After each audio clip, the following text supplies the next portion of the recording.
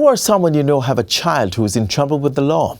If your answer is yes, today's Jamaica Magazine will give you details on how those matters can be resolved through the Ministry of Justice's Child Diversion program. Hello there. Welcome to this edition of Jamaica Magazine. I'm your host, Adrian Atkinson. The news is next after this short break. Child diversion in the Ministry of Justice is just our way of diverting children who are considered to be troubled, wayward, or children who just come into contact with the justice system.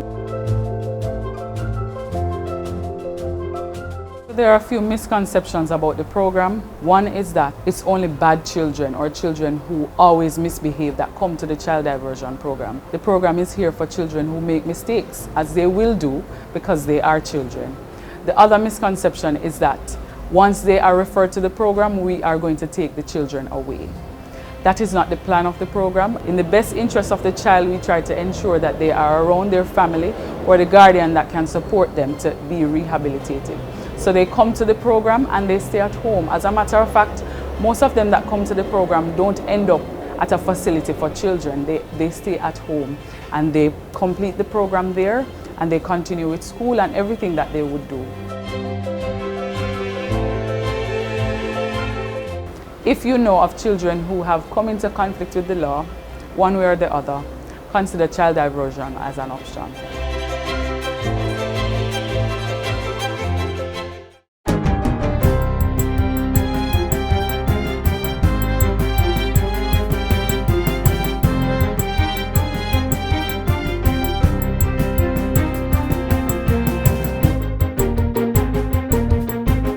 Good day, I'm Stephen McHugh, and this is your JIS News for Tuesday, April 25, 2023. A program to improve parish townships is expected to get off the ground in the next financial year.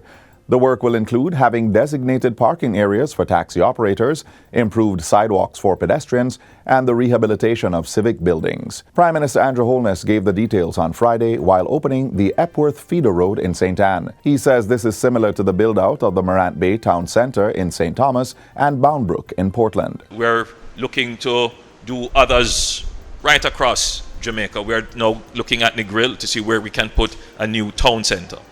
So all of that is designed to create urban spaces where people can do business comfortably. Prime Minister Holness says the development will include a massive build-out of roadways that will connect rural communities to urban economic centres. So the strategy of the government is we're going to launch a new program. You would have heard me speak about it in Parliament called Spark, where we're going to dedicate over 40 billion Jamaican dollars to fix roads, major connecting roads, community roads, and some parish council roads. We're going to do it in a strategic way that these roads are going to link to main roads so that you can get your produce and you can go to work in ease and comfort. The Prime Minister says the aim is to ensure quality standard of living for persons who choose to live and work in rural communities.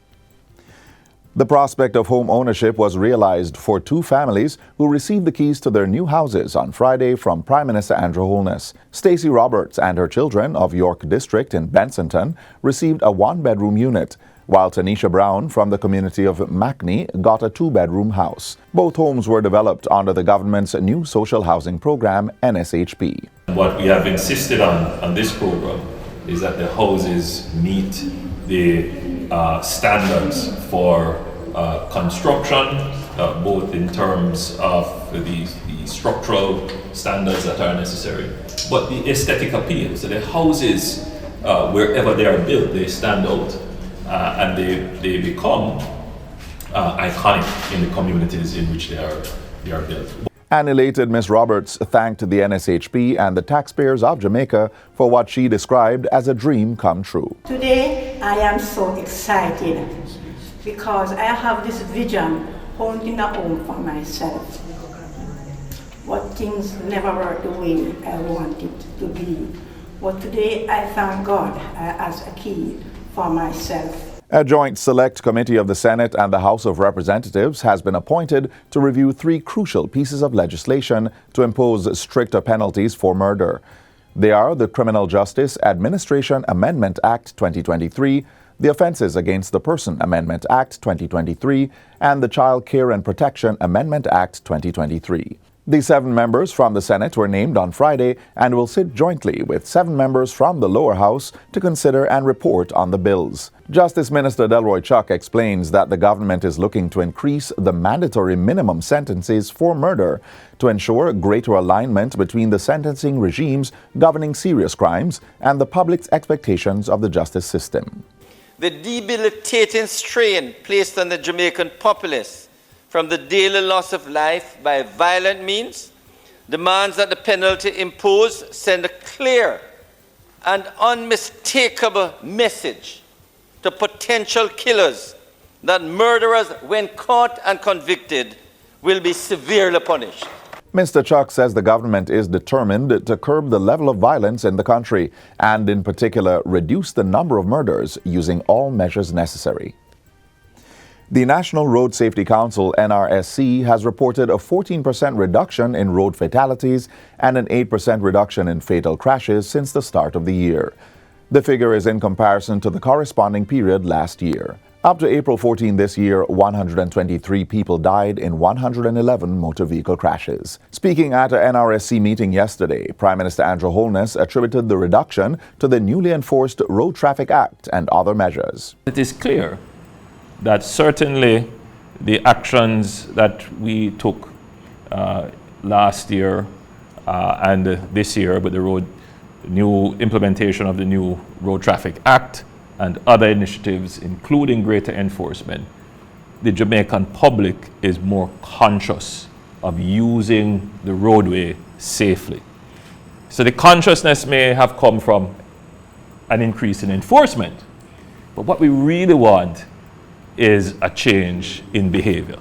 But the Prime Minister insists that while 14% is a significant reduction and shows a positive trend, more work needs to be done. We are 110 days already in the year, but we have seen over 120 deaths. So it's a significant number of lives lost. You would have heard my presentation during the budget debate, where we committed to providing 10,000 helmets to motorcyclists. We hope to begin the distribution in June. And finally, the Jamaica Council for Persons with Disabilities, JCPD, will be undertaking a sensitization program with its members on the use of the new JUTC electric buses. Executive Director Dr. Christine Hendricks tells JIS News that this will come on stream by June this year. She says the council is particularly eager for visually impaired individuals to test the electric buses. We know that persons with visual impairment and blindness, have some concerns because of the quietness of the buses, because although we don't want the noise, a little noise is important because persons who are blind and visually impaired use their hearing quite a bit. And so they promise that when those come in as well, they will have the community of persons with disabilities or who are blind and visually impaired test to see, how well they can hear or how they can work together just to ensure that we do not end up having accidents. Dr. Hendricks points out that while the country moves forward with technology and development, the safety of persons with disabilities must be maintained. The JUTC is to receive 50 new buses that will be accessible to persons with disabilities. I really look forward to when those 50 buses come, to have our people go out there, test them, ride on them to see what it feels like. And that's it for JIS News today. I'm Stephen McHugh. Thanks for watching.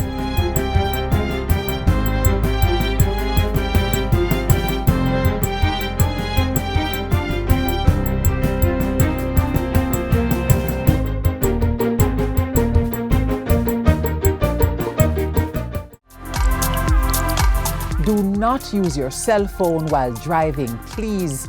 That call or text can wait. Do you really have to stream that video while driving? It's not worth your life, nor that of other road users. Stay alert, stay off your phone, and arrive alive. Earlier, we asked how familiar you were with the Child Diversion program in the Ministry of Justice. Well, the answer is in the name, Child Diversion. The program is designed to steer our children clear of the justice system. Let's find out more. Scenario 1. A child is caught desecrating a building. To him or her, it is fun. After all, they are not hurting anyone. Scenario 2. Teenage boy meets girl. They fall in love. They decide to do the do. These scenarios seem somewhat innocent until... In scenario 1, that child is charged with vandalism because the building is the property of someone and it will cost them a lot of money to undo the damage done by said child. In scenario 2, the boy is arrested. As it happens, he is 17 years old and the girl, well, she is 15 years old. What they may not understand is that although they are both teenagers, it is unlawful to have sexual intercourse with a person under the age of 16. So now these young people will be jailed. But do they have to be? Child diversion in the Ministry of Justice is just our way of diverting children who are considered to be troubled, wayward, or children who just come into contact with the justice system, because not every child that comes into contact with the system is a troubled child. So we offer them rehabilitation and an opportunity to get a second chance. So how do we get to this stage? Consider the scenarios earlier. Those children are now in the custody of the court. In a traditional judicial system, when found guilty, these persons would find themselves behind bars. However, the Ministry of Justice has reconsidered the fate of such individuals and is offering a better solution. But first, the individuals must accept responsibility. Then, they and their victims, along with the court, must agree to the terms of treatment, that is, child diversion. So, if your child is between the ages of 12 and 17, they are eligible. The program, which began in 2020, is guided by the Child Diversion Act, which was passed in 2018, and is supported by other acts such as the Child Care and Protection Act, which speaks to the best interests of children. Some offenses under Schedule 1 of the Child Diversion Act are simple larceny, malicious destruction of property, and having sexual intercourse with a person under 16. However, judges have autonomy to send cases or offenses to the Child Diversion Program at their discretion. Yes, there is hope for our young people who find themselves on the wrong side of the law. But what does that second chance look like? It will look different for every child. So what happens once they are referred to us, we have offices across the island, so we have 14 offices. They're sent to one of our offices in the parishes, and the child diversion officer in the parish will do an intake assessment, and we ask the child a lot of questions. We also ask the parents questions to get an understanding of what this child is all about and what home life is like, what school is like, and so on. Once we're able to do that, we then craft what we call a treatment program for that child, an individualized program for the child. After a treatment plan is drafted, it will need the approval of the Child Diversion Committee. Once approval is given, treatment will commence. A child might be referred to the program for simple larceny, but when they come to us, we realize that they're using drugs, their educational level is not where it should be. The intervention that is provided will be geared towards not only the simple larceny, but also the other interventions that that child might need. So we might have to refer them to, let's say, the National Council on Drug Abuse, so they might be able to get drug abuse treatment and counseling. And what about that boy in scenario 2? What hope is there for him? These children come to us. They might be A students in school. They might be actively participating in sports, other activities, but they're, for whatever reason, they decided to try and they were caught having sexual intercourse. They're referred to us. For a child like that, that comes to the child diversion program, the aim of the program is not to punish them, but is to ensure that they get the adequate information about the actions that they're taking, how it can affect them, how it can affect others. So it's not a case where, oh, because they're caught committing this offense, that their life should be over. So child diversion basically provides them an opportunity to, you know, when you were in basic school and you had that eraser, or primary school, to just erase that mistake and rewrite it in a more positive way.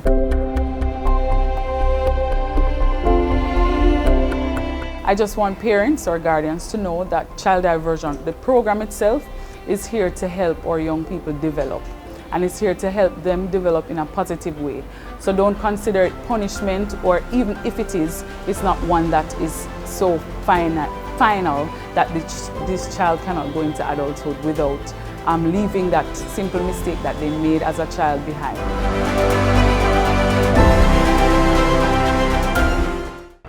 Transformations 2023, People, Quality and Technology is a public exposition of the JCF by the JCF for all our stakeholders, and that means you.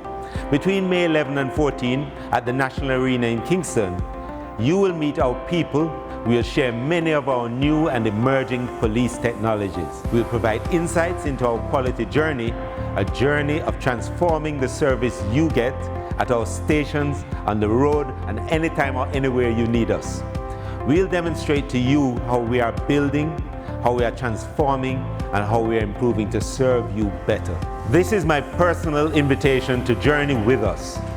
Join us at the Expo. Experience a side of the JCF you have never seen before. Transformations JCF 2023. People, quality, and technology. See you there. The Ministry of Agriculture and Fisheries continues its efforts to lessen the impact of drought on the sector. Watch now to learn more.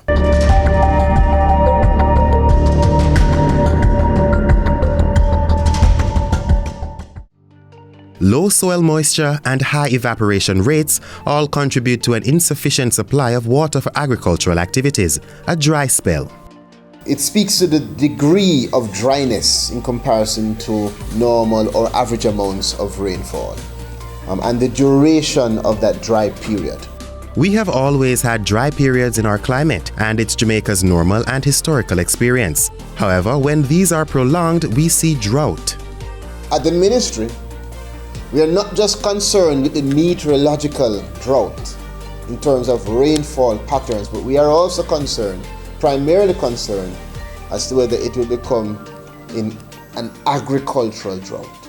Drought is used to describe environmental factors that cause unfavorable plant reactions and directly affect animal and crop output.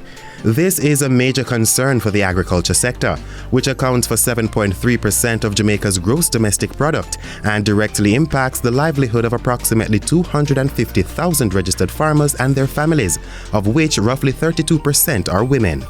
Taking these variables into consideration, along with the significant production losses the sector sustained throughout over the years, we are mindful of the urgency in mitigating fallout and providing support towards alleviating the negative effects of this dry spell in a sector that plays such a critical role in terms of poverty alleviation, food security, and livelihoods. The Ministry of Agriculture and Fisheries is ramping up the implementation of our drought mitigation program. Note that we have been proactive in terms of a drought mitigation team and committee that is consistently assessing and evaluating and designing ways to provide support to our farmers. That is why this ministry has not just short-term but long-term investments. Matter of fact, the largest capital investment in irrigation. That means understanding that we must move away from rainfall dependency. So those large capital investments in building out the irrigation network in Essex Valley and Spad and Pedro Plains to come are critical in terms of us being able to maintain the consistency in production for Jamaica. This is a significant component of the drought mitigation strategy. Additionally, we will be collecting data to support a baseline assessment study in support of strategy alignment. If we are going to build a sustainable agricultural sector and strengthen the framework of agriculture and fisheries in Jamaica, we must be able to do more with less. We must be able to produce more efficiently. We must produce more and reduce what we waste or lose. That means that we have as a critical aspect of going forward training our farmers and training all in this sector on water efficiency, which is a baseline report. That's fundamental to how we move forward. And while that is underway, rather than NIC and other agencies, AIC and others, we continue to provide trucking of water to several drought-affected areas and farming communities, and this is provided to farmers free of cost, and we intend to increase the reach by 100%. We at the Ministry of Agriculture and Fisheries will continue our efforts to ensure that our nation continues on a path of recovery and will keep food security as top priority for the people of Jamaica as we continue to grow smart and to eat smart. One love.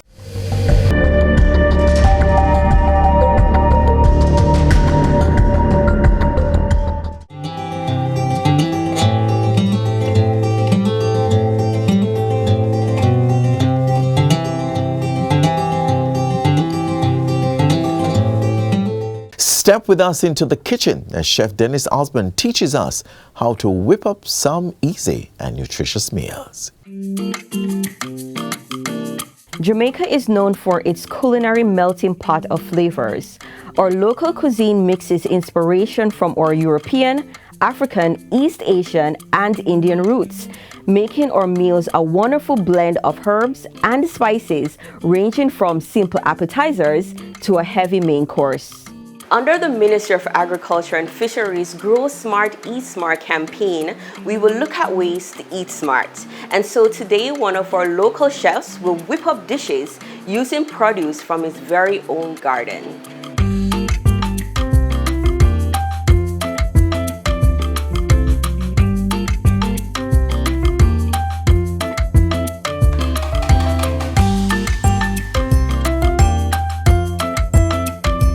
Fruits are sources of many essential nutrients like potassium, dietary fiber, vitamin C, and folate.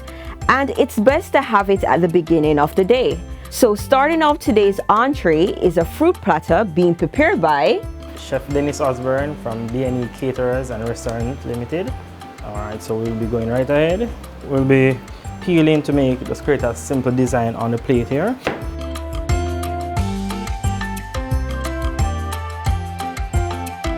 So we'll be having our papa as well, promoting healthy eating. So here we are using a kringle cutter just to get it fancy. All these fruits that we have here, it's straight from the backyard, straight onto our plate right here. Here you go, perfect fruit platter within 5 minutes or less. Food security will allow Jamaica to provide adequate and a safe supply of food for everyone, like the fruit platter seen here. Cultivating the food or fruits you love will not only add to food production, but make it more accessible. And if fruits are not your forte, next on the menu, we'll be moving straight to our fresh salad. So here again, we're making a fresh salad, a green salad. So everything is straight from the backyard, and we'll be going ahead by just making some green vegetables. So we have our romaine lettuce, we have our iceberg lettuce, our cucumber, our carrot, our green tomatoes, and our little cherry plum tomatoes as well. Started right here. So peeling our carrots, getting it all ready for show. Okay. So we're having the carrot just for color, and carrot also is very healthy and good for us. Let's make some random chops in them. We can just drizzle with some olive oil, or we can add some fresh vinegar to it as well for that tangy taste. But I mean, look at it, it's as beautiful as it gets. to top it off, you can add peanuts, cashew, or cranberries that are rich in vitamins and minerals. Just another way to make your taste buds scream.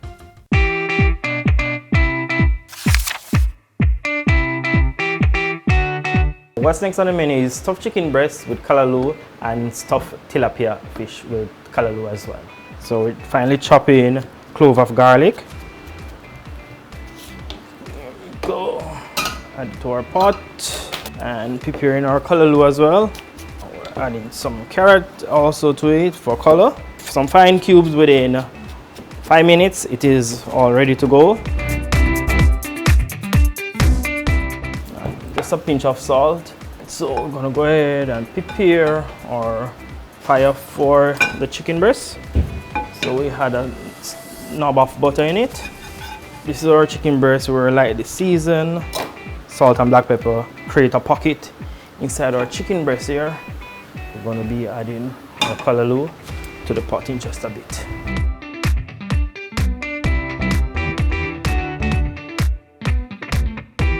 This will literally take 10 minutes in the pot, 5 minutes on either side.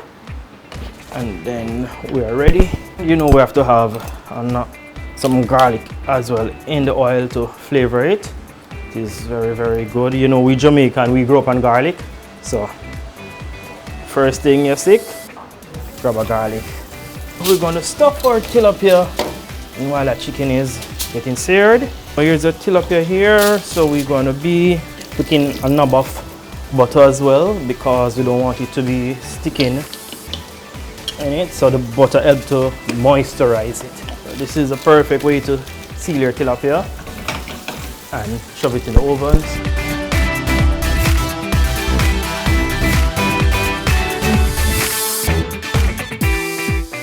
We went ahead and blanched our vegetables, so just putting our vegetables here.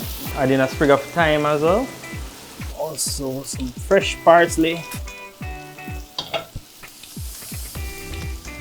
Let it rest for 2 minutes. Grab your chicken, slice as desired, and voila! Stuffed chicken breast with our own backyard vegetables and our charred tomato ready to go. To keep the fire burning, a side of sweet plantains to complement the tilapia. You know, Jamaicans, we love ripe plantain, right? And we're cutting it on the bias again using our kringle cutter. So we're adding the Heights green and gold color to our pot. We're julienne our sweet peppers, and these are sweet pepper, these are not bell peppers.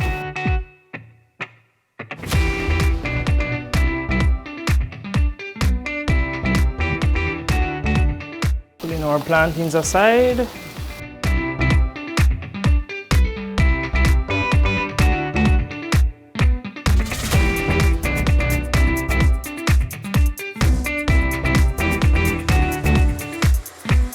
Here you have it, roast tilapia, plantains served with a slice of avocado on our fresh vegetable from our backyard.